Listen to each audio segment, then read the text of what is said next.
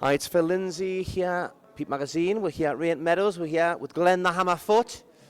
I wouldn't say fresh from his victory from Kirk Goodens because it was a few months ago there now, back in September, but he's fighting here on the March show, and I bet you cannot wait to get back in there, can you? Yeah, well, not the bit ring rust off. I just can't wait to get this fight over and done with. Well, if Phil's putting a show on me, then fight in July. We've got a schedule booked in, so it's looking good for 2016. Yeah. So the fight was September. Kirk Goodens, well, I cannot argue with the man, but Phil Jeffries said it's the best fight he's had on any of his shows. So you fought on a lot of his shows. You've seen a lot of good fights on the shows. To be number one fight of all those shows, that's quite an accolade, really. With two North-East fighters, just it brings more out of the fighters. The atmosphere. I can't understand why there's more North-East fighters not tatting each other on. It's local show, perfect. Look at that fight, it was ideal. Oh, well, the thing is, Kirk, before the fight, he was talking about whether it might be his last fight anyway. Yeah. If he wanted to carry on fighting, he lost nothing in that fight. He didn't get the decision, but it was a fantastic fight. The fans, recognised it for what it was, and if he continued to carry on, it was been something that he would have built upon. You know what I mean? I still think Kirk will beat the majority of these North-East fighters now. Put it this way, he was the only man who stood. I shouted plenty of people out the fight, and he was the only man who come and turned up. So you've got to give him it for that. The way that he turned up, because bear in mind that the first couple of rounds you really put it on him. Yeah. It was looking like it couldn't have gone 10 rounds, whichever way it went. It couldn't have gone 10 rounds. The pace it went off. I thought my last about 3 rounds. That's what I thought. I tell you what, he stuck in and lasted a lot longer than I thought. Oh, he was game all right, wasn't he? Blimey, but anyway. But you saw the next day. I was just watching him, man. Blimey. So you don't know who you're fighting because you had a fight scheduled for March the 5th. Who are you going to be fighting? Ryan Fields. I think he had 10-1-8. Plus fighting him, and he pulled out 2 weeks ago. So just waiting on a new opponent now. That's nothing to you though, having opponents pull out the fights, though, is it? It's not the first time. No, well, all the way through my career, I'll pull out. Even from day one, basically. Yeah. And them title fights I've had, they'll pull out, but back to the drawing board.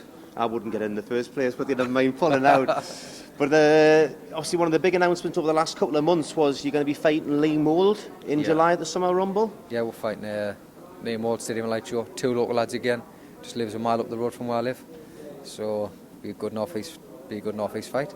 And there's obviously a lot of respect there between you two as well, or what's the background with you two?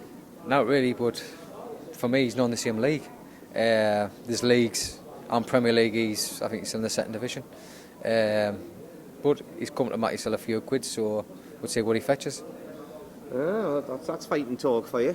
So you're looking at getting the show on the March. Still waiting for an opponent for that one, and hopefully it'll run out in May I'm not sure if Phil's getting the show in May.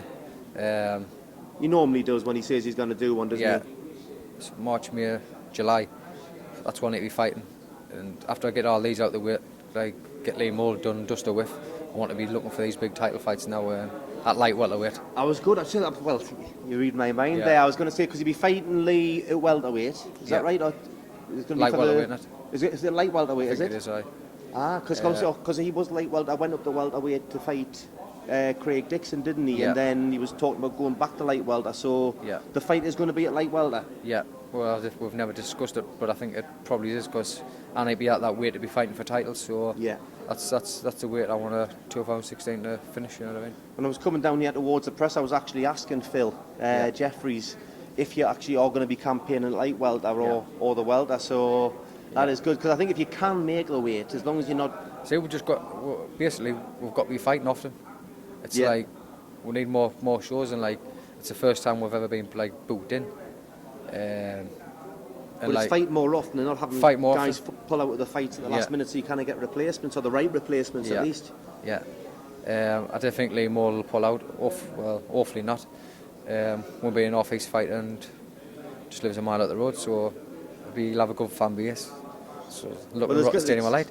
It's when there's just a mile there between you. it kind of increases the bragging rights, doesn't it? Whereas like when there's two northeast fighters, it's like best in the region and things like that. But when it's like best in the estate, when it's that close together, you know. Well, it's like all these up and coming fighters at light welterweight and welterweight. There's like all bragging rights and say what they want, but I'm number one out of there, and all these northeast fighters, they know who number one is, and I've offered all the fight. I'll offer to fight any of them, anytime they wanted, and there's only one person who'll come. Kirk Goodens, come out of retirement to fight us. Only one who had any bottle.